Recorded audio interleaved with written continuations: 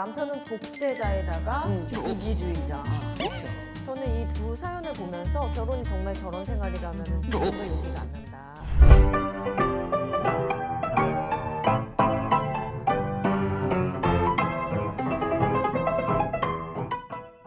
반갑습니다. 저는 도은미 가정사역자입니다. 우리가 이렇게 여러분들과 함께 만나 뵙게 돼서 얼마나 감사한지요. 여러분들도 아시겠지만 패밀리가 온다를 통해서 많은 가정에 대한 지식을 전달하고 있습니다. 근데 지식 전달하는 것만으로는 그렇게 별로 이렇게 또 우리의 일상생활에 직접적인 문제 해결이 되지 않는 경우들도 있어서 이 톡톡 패밀리를 통해서 실제로 일어나고 있는 당신의 가정사에 대한 이야기를 우리가 어떻게 풀어보고 문제를 풀어봐드리는 그런 자리를 마련하게 됐습니다. 오늘 오신 분들, 이 톡톡 패밀리를 위해서 여기 초대되어 오신 분들 소개해 보도록 하겠습니다. 우리 장세별 아나운서님. 네, 안녕하세요. 반갑습니다. 반갑습니다. 네, 제가 오늘 결혼에 대해서 많이 배울 수 있다고 해서 나왔는데 저는 결혼이 꿈인 사람이거든요. 또 한 분 모셨는데 우리 스탠리 선생님이십니다. 네, 안녕하세요. 저는 한국에서 IT 기업을 운영하고 있는 20년 차 가정 생활을 하고 있는 스탠리라고 합니다. 세상에서 잘생긴 사람도 참 많지만 진짜 잘생긴 사람 하나를 소개해 드리도록 하겠습니다. 저희 남편. 반갑습니다. 황은철 목사입니다. 여러분을 축복합니다. 놀라운 가정을 향한 하나님의 변화와 새로운 하나님의 축복이 임할 것입니다. 왜 톡톡이라고 했는지 우리가 그 이름에 대해서 잠깐 이야기하는 시간을 가져보도록 하겠습니다. 저는 톡톡하면 아무래도 이렇게 톡톡 오렌지 과즙, 레몬 과즙이 터지는 과즙미가 생각이 나는데요. 맛있습니다. 그렇죠? 뭔가 그렇게 비타민 같은 마음으로 시작을 했기 때문에 결혼 생활이 잘 되다가 또 안 될 때는 톡톡 패밀리를 보시고 그 과즙미를 다시 좀 또 투하할 수 있는 그런 해결책을 제시하는 프로그램 같아요. 비타민 먹듯이. 네, 그렇죠? 비타민 같은. 매일 우리가 비타민을 먹어서 부족한 비타민을 좀 충족하는 것처럼 혹시 어려움이 생기실 때마다 톡톡 패밀리에 오셔서 또 당신의 소식도 우리에게 전해주시고 문제도 좀 알려주시고 하면 저희들이 그 이야기를 실질적으로 풀어봐드리는 톡톡 과즙이 촥촥 흘러넘치는 그러한 패밀리가 될 줄로 믿습니다. 자, 지금 여러분들에게 소개해드릴 이야기는 결혼한 지 얼마 되지 않았어요. 한 5년 정도 된 그런 커플에 대한 이야기를 여러분들에게 소개해 드릴 건데 이 이야기를 우선 듣고 그다음에 저희들이 여기에 대해서 서로 나누고 톡톡 해보는 그런 시간을 가져보도록 하겠습니다. 안녕하세요. 아이 둘을 가진 주부입니다. 저희 남편은 성실한 사람이에요. 자기가 맡은 일이나 약속에 책임을 다하는 사람이죠. 그런 면이 너무 든든해서 그이와 결혼했어요. 결혼해서도 가정밖에 모르는 사람인데 그게 저의 숨을 막히게 해요. 결혼 2년 만에 첫 아이가 생겼는데 저는 아기를 잘 안아주지도 못하겠고 기저귀 가리와 목욕시키는 일도 너무 서툴러서 정말 힘들었어요. 중학교 때 미국으로 유학 갔던 저는 큰 딸이지만 집안일을 해보지 않았고 가족과 살아본 경험도 많지 않아 결혼 후의 역할이 감당이 잘 안 됐어요.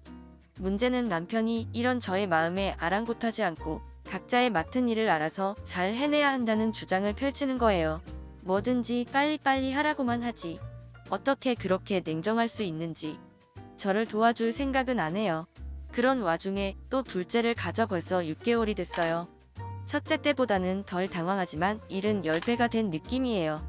제가 행동이 느리고 결단력이 빠르지 않은 것은 알지만 제가 얼마나 힘들어하는지 조금만 이해해줘도 저는 기분이 좋아질 것 같아요.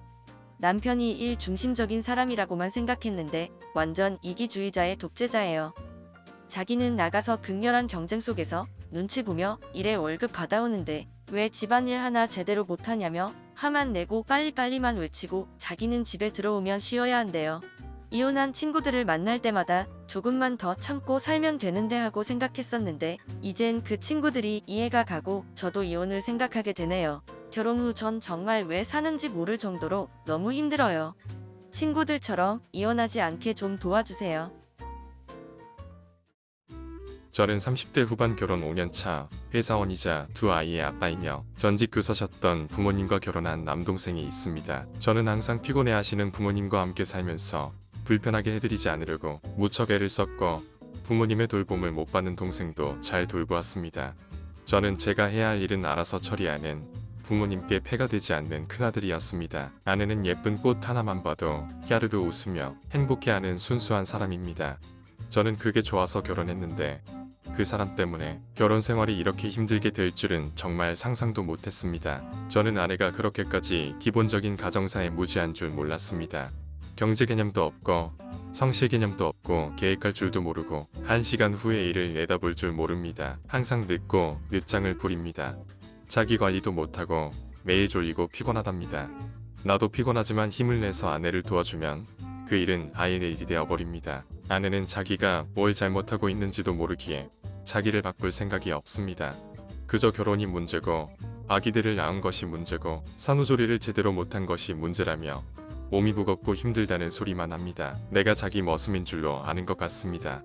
나만 보면 자기가 못한 일을 떠넘길 궁리만 하니 말입니다. 아내는 자기밖에 모르는 이기주의자예요. 성장하지 못한 어린애입니다. 정말 앞으로 어떻게 해야 할지 숨이 턱턱 막힙니다. 정말 숨 막히는 이야기 2개를 들었습니다. 아내의 입장으로 봐도 너무 숨이 막히고 남편의 입장으로 봐도 뭐 별로 그렇게 결혼해서 사는 것이 행복하다라는 말이 입에서 나올 수 없을 정도로 숨이 턱턱 막히는 그런 상황인데요. 이야기 들으시면서 어떤 느낌을 받으셨어요? 저뿐만 아니라 뭐 모든 결혼 초년생들이 다 경험하는 또 태어나서 예상하지 못했던 일들이 이제 매일매일 또 이게 발생되는 상황들을 겪는 그런 과정인 것 같아요. 저 또한 또 아내와 그런 집안일들 또 역할들 이런 부분들을 내 것이냐 네 것이냐 또 나는 한 것 같은데 안 했다고 하는 또 싸움으로 이루어지고 그 부분 때문에 참 많은 힘든 시간을 저 또한 경험을 했었던 것 같습니다. 그렇죠. 네. 그때 돌아보면 좀 내가 좀 더 잘할 수 있었는데 이런 생각도 들지만 막상 그때는 최선을 다하신 거죠, 그렇죠? 뭐 어떻게 해야 될지를 모르겠더라고요. 아하. 네. 이제 어떻게 보면 대화도 줄어들고 그 상황들이 생기면은 해결하기보다는 피하고 다른 일들로 그걸 대체하려고 했었던 게 더 큰 것 같습니다. 피하는 거 외에 어떤 다른 일로 대체하셨어요? 일적인 부분에 집중을 했었던 것 같아요. 이런 개인적인 어떤 서운함을 표현하는 것보다는 우리가 목표한 결실들을 열심히 그냥 일하자 이런 쪽으로 그냥 몰고 간 것 같습니다. 그래서 일하는 것으로 풀고 네. 성공하는 것으로 풀고 네네. 돈 버는 것으로 풀고 네네. 그러니까 두 사람이 10년이 지나고 20년이 지났는데 이제는 조금 이제 우리가 둘이가 풍성한 삶을 살아야 될 때에 먼 방송이 된 건가요? 네, 맞습니다. 장 아나운서님은 어떠세요? 아직 결혼하지가 않은 상황인데 네, 저는 이 두 사연을 보면서 결혼이 정말 저런 생활이라면 지금도 용기가 안 난다. 그렇죠. 일단은 첫 번째 사연을 제가 보면서 아내의 입장을 들어봤잖아요. 근데 남편은 독재자에다가 이기주의자. 이기주의자, 일 중독 뭐 이렇게 표현을 하는데 너무 외로울 것 같고요. 이런 상황에서는 진짜 제3자의 도움이 없이는 둘이 해결할 수 있을까 싶어요. 맞아요. 네. 아주 중요한 단어를 사용하셨는데 결혼을 해서 남편과 아내가 어려움을 겪을 때 반드시 제3자의 도움을 청하셔야 하는 것이 당연한 거예요.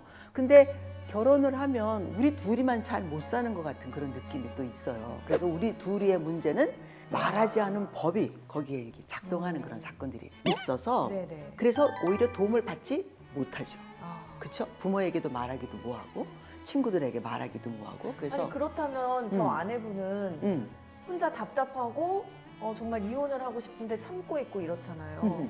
그러니까 여자분이 지금 잘하고 있는 건가요? 남자분이 지금 잘못된 건가요? 아니면 남자분은 괜찮은 건가요? 이게 누가 잘잘못을 어떻게 가릴 수가 있죠? 잘잘못이 없죠. 아, 잘잘못이 있다고 생각하는 자체가 이제 문제가 되는 거죠. 여보 당신은 어땠어요? 당신의 솔직히 말씀해 캥깁니다, 주세요. 캥겨요. 예. 캥기세요?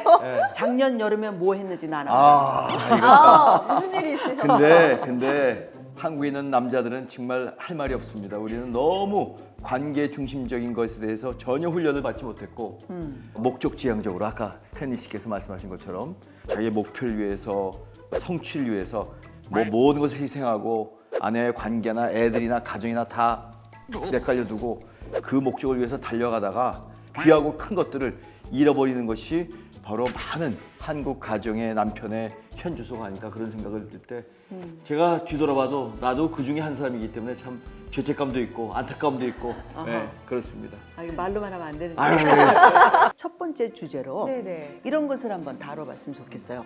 차이의 전쟁. 차이의 전쟁. 오케이. 전쟁은 전쟁이네요. 전쟁이죠. 오, 무서워요. 전쟁이에요. 저는 근데 연애할 때 전쟁은 좀 연애의 전쟁. 예, 그거 다른 건가요? 연애할 땐 그래도 네. 약하죠. 약한 건가요? 그죠? 네. 그럼 굉장한 전쟁인데요, 그죠? 연애도. 근데 그 전쟁을 겪었기 때문에 그래도 성품이 좀 단단해지는 거. 저 성격 많이 좋아졌던 그 저희 엄마가 사람도 그러시더라고요. 사람을 네. 배우는 그런 경험. right. 네. 그래서 또 다른 뭐 남자를 만나서 전같이 안 할 것 같은 그런 경험의 배움이 또 있잖아요. 있죠, 그죠? 있죠. 그럼 이 차이의 전쟁을 좀 이렇게 겪고 나면은 더 부부도 성장한다는 건가요? 성장하죠. 그럼 어떻게 극복을 하죠? 차이의 전쟁을? 한쪽이 내려놔야 되는 거 아닌가요? 차이가 있으니까요. 서로 배워가는 거죠. 내 걸 내려놓으면 그냥 다른 사람 하나만 사는 거기 때문에 그건 아니고 나도 한 사람, 너도 한 사람이기 때문에 서로가 서로를 배워간다라고 하는 기본 언어가 있어야 되는 거죠. 그래서 우리 지금 남편과 아내가 이런 이야기 하셨어요. 남편은 남편대로 나는 집에서 엄마 아빠가 이렇게 뭐 전직 교사셨다고 이렇게 얘기하시는 거 보니까 아침에 나가셔 갖고 저녁에 늦게 들어오시는 그런 분들인데 동생도 있대요. 근데 이 아들은 부모님이 네가 이거 해야 된다 저거 해야 된다 이렇게 말하지 않아서 내가 뭘 해야 되는지 부모님들을 위해서 알았던 그래서 피곤해 하시는 그 부모님들의 막 어깨도 주물러 드리고 하는 그림도 우리가 보지 않았습니까? 그러니까 이 아들은 집안 생활이 이렇게 작동하기 위해서 알아서 척척 일하는 사람이에요. 너한테 부담되지 않고 부모님한테 어려움을 주지 않아야 된다라고 하는 기본 틀을 가지고 있는 사람이죠.